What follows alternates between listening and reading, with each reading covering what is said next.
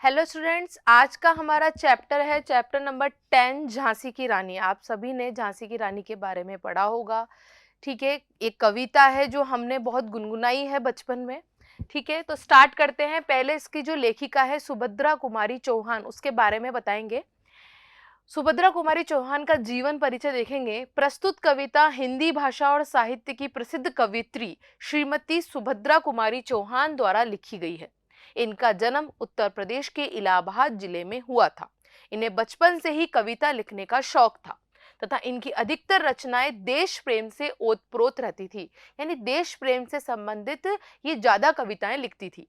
वह एक रचनाकार होने के साथ साथ स्वाधीनता संग्राम में सेनानी भी थी।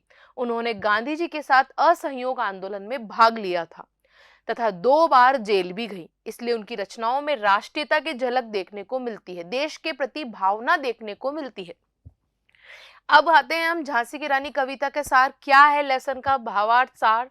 प्रस्तुत कविता में कवित्री ने 1857 के स्वतंत्रता संग्राम में झांसी की रानी लक्ष्मीबाई द्वारा दिखाए गए अदम्य बहुत अच्छे शौर्य का उल्लेख किया है, वीरता का उल्लेख किया है। उस युद्ध में लक्ष्मीबाई ने अपनी अद्भुत युद्ध कौशल और साहस का परिचय देकर बड़े बड़े वीर योद्धाओं को भी हैरान आश्चर्य में डाल दिया। उनकी वीरता और पराक्रम से उनके दुश्मन भी प्रभावित थे। उन्हें बचपन से ही तलवारबाजी, घुड़सवारी, तीरंदाजी और निशानेबाजी का शौक था। वह बहुत छोटी उम्र से ही युद्ध विद्या में पारंगत हो गई थी।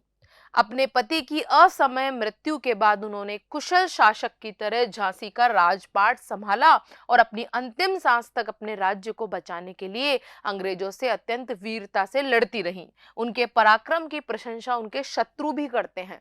जो अंग्रेज थे वो भी उनके बारे में बात किया करते थे।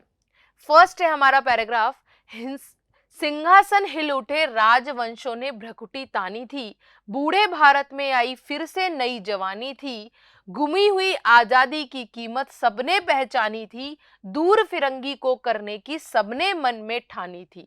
चमक उठी सन 57 में वह तलवार पुरानी थी, बुंदेले हरबोलों के मुंह हमने सुनी कहानी थी, खूब लड़ी मर्दानी वह तो झांसी वाली रानी थी। मर्दानी यानी मर्दों के समान लड़ने वाली। ठीक है, फिरंगी अंग्रेज, राजवंश यानी शासक, राजाओं का शासन, भ्रकुटी तानी यानी क्रोध करना, गुस्सा करना। ठीक है, सिंहासन हिल उठे यानी सब चीज तहस नहस हो गई थी, हलचल मच गई थी। ठीक है, तो प्रथम पद में लेखिका ने झांसी की रानी लक्ष्मीबाई के साहस और बलिदान का वर्णन करते हुए कहा है कि किस तरह उन्होंने गुलाम भारत को आजाद करवाने के लिए हर भारतीय के मन चिंगारी लगा दी थी, स्वतंत्रता की चिंगारी लगा दी थी। रानी लक्ष्मीबाई के साहस से हर भारतवासी में जोश उठ गया था, जैसे ये सबके मन में ठानी थी। चमक उठी तलवार पुरानी थी, भारतवासी जोश से भर गए थे, उनके मन में अंग्रेजों को दूर भगाने की भावना पैदा होने लगी थी। 1857 में उन्होंने जो तलवार उठाई थी यानी अंग्रेजों के खिलाफ जंग छेड़ी थी, सभी ने अपनी आजादी की कीमत पहचानी थी। सबके अंदर जोश भर गया था कि हमें भी लड़ना है, और 1857 की क्रांति से ही ये आग लग चुकी थी अंग्रेजों के खिलाफ। नेक्स्ट है, कानपुर के नाना की मुंहबोली बहन छबीली थी। छबीली यानी चहकती रहने वाली, पैरों में घुंघरू की आवाज आने वाली, इस तरह उनका नाम छबीली रखा गया था।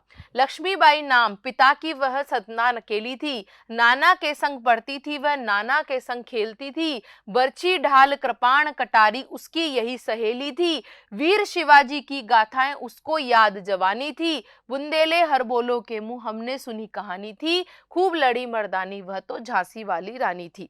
कि वह इस पद में बताया गया है कि कानपुर के नाना साहब ने बचपन से ही रानी लक्ष्मीबाई की अद्भुत प्रतिभा से प्रभावित होकर उन्हें अपनी मुंहबोली बहन बना लिया था।